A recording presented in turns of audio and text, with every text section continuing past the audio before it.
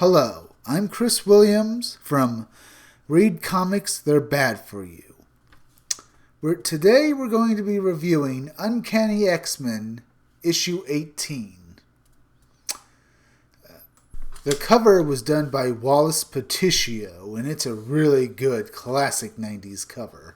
I really like how they've put the White Queen, or rather the Black Queen now, in a black outfit, and they've made Mystique the White Queen apparently. Okay, I hope they haven't actually made the Black Queen the Black King. I can't find that annoying. Well, either way, Mystique looks incredibly hot in her outfit, and I really like seeing Emma back in her one of her leather outfits. It's a really good cover, and I really like it. It's a good callback back to the wild 90s and 80s, or rather wild 80s and 90s of classic X-Men art. Of course, the first page is where Marvel kind of makes yet another mistake. Once again, we have another black page with red dialogue in the center. Marvel, please make first pages that are actually engaging. Nothing with just listing people who've worked on this comic book, or just do black pages trying to look all artsy. Now, at the beginning of the comic book, we have Wolverine deciding to give a few words to Illyana Rasputin, saying that she should probably get out of the X-Men because he thinks that the entire thing is going to fall apart. Now, this seems a little bit out of nowhere, and it kind of makes Wolverine and kind of puts Wolverine in kind of a cowardly light. You think he's just going to run away? He thinks she'd be better off somewhere else. Well, she's still an X-Men and a mutant, and the last one who tried to do that pretty much got killed. Here we see the Marauders, who are confused a bit why they're in the subway, and they're waiting for a train. And one of them, I think that's Polaris. It might not be Polaris, because Havoc acts like he doesn't even know her. And I know that's pretty much Malice, so it's maybe a clone of Malice put inside a clone of Polaris. Oh, great.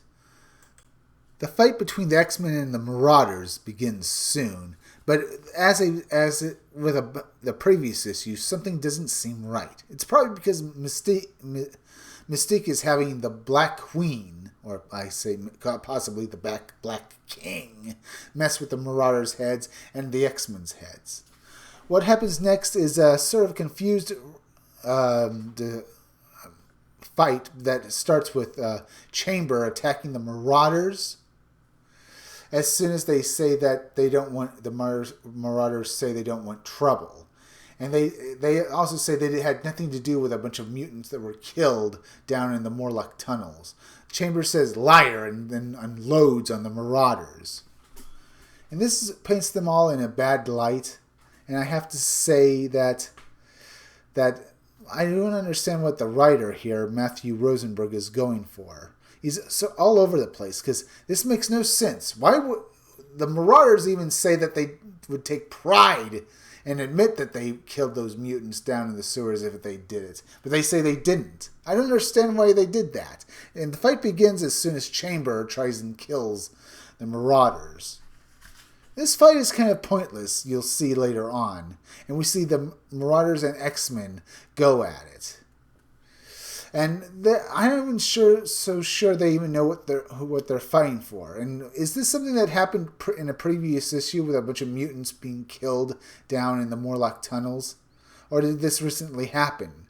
It's like, this feels like it might be a setup by Emma messing with the X-Men's heads. I mean, even the Marauders seem to know about it. I think they've heard about it, because they said they'd admit to taking pride in doing it if it happened. Juggernaut easily beats up Blockbuster, and we see the other Marauder clones go up against the X-Men. Cyclops says that Scalp Hunter, he'd go easy on him if he wasn't Scalp Hunter, but he finds blasting him to be the right choice. And eventually, Harpoon says they give up, and this is where the issue really veers off from what the X-Men have done in the past. Because not only do the Does one of the X-Men do something incredibly bad? And at first it looks like the X-Men were going to take them in before Chamber decides to go and kill the Marauders. Chamber doesn't listen to Cyclops, and he decides to take matters into his own hands, and he incinerates the Marauders, while Cyclops says no to them. I don't know what they were going to do with them. Probably turn them over like they did with the Melf. And this makes no sense. Characters in fights, villains end up fighting each other, with the heroes fighting the villains, and then the fight ends over no reason. The villains give up, and the X-Men end up killing people, and and members of the X-Men are killed and returned by humans or villains, and then the villains don't really make no sense because they suddenly give up. Everyone's giving up and being killed. This might have something to do with Age of X-Men. Something has happened because we later on see something really strange happen. Even right here at this moment, we see Cyclops saying to Jono, Chamber to stop. But this basically just seals the young mutant's fate. Even as Cyclops was trying to say, we don't do that. And even as Chamber says, well, they needed to die. And Cyclops says, then who comes for us? Because apparently with Cyclops trying to reason with Chamber, one of the Marauders who wasn't quite dead and just scarred up with his lips and face blown off, the mutant Harpoon, who goes by the name Harpoon, comes up behind Chamber and stabs him through the chest. And Cyclops and Chamber says, you swore to me you'd let me do what I wanted, how I see fit, how to handle the situation and protect our people. And Cyclops just continues to reason with him, even as Chamber was attacked by Harpoon from behind. Of course, Hope shoots him in the head. And this is all pointless, because Harpoon says, die, X-Men, because he wants to get back for being burned badly and his friends being killed, while Hope blasts him in the head, even though she has some of Chamber's powers now, but she just shoots him. Why? If you're mimicking Chamber's powers, why even use a gun? Jono, the mutant Jono, who goes by the codename Chamber, is dying, and he blames Cyclops. Cyclops says that we're going to get you out of here, and he has Ileana teleport them all out of the subway.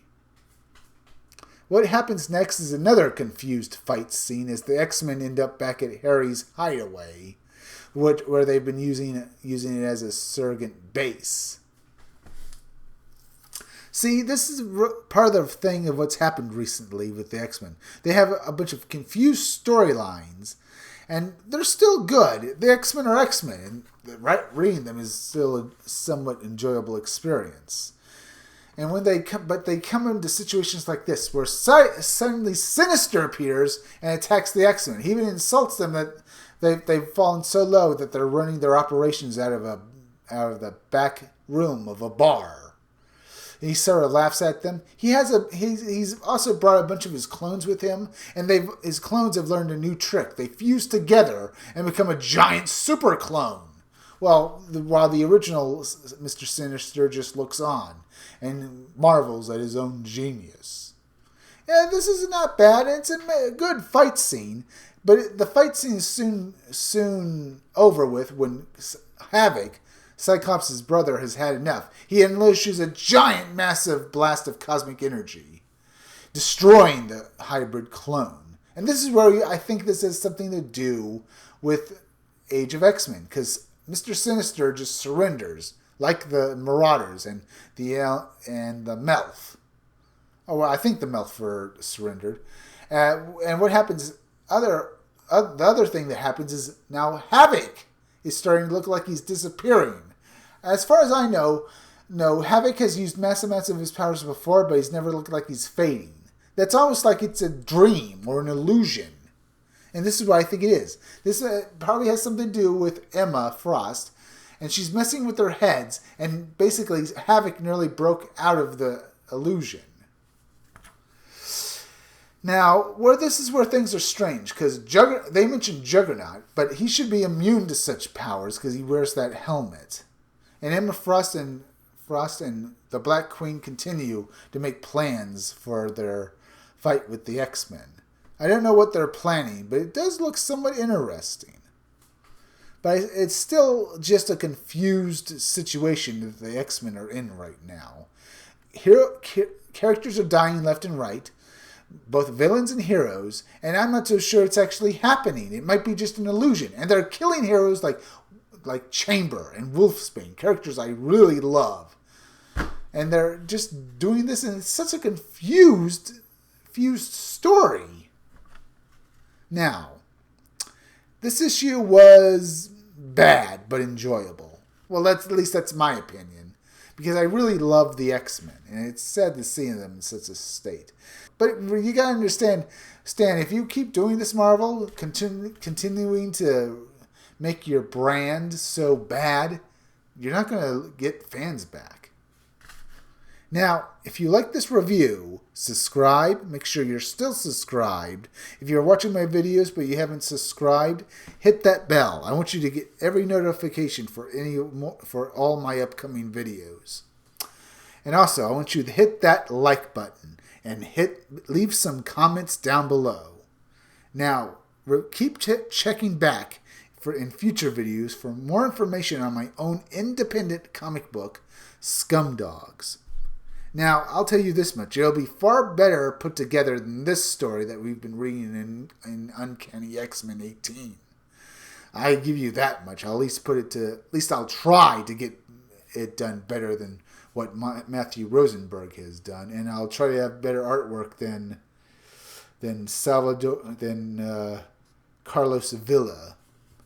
But otherwise, well, I think that's another thing too. Carlos Villa's art looks pretty much exactly like the last guy who worked on Uncanny X Men. At least I'm pretty sure. Was it Carlos Villa? I thought it was someone else, like Salvador LaRocca or Rochelle Rosenberg. Or did they work on the covers? I'm not quite sure. Now, as I've said before, I'll be back again tomorrow with another review. Bye.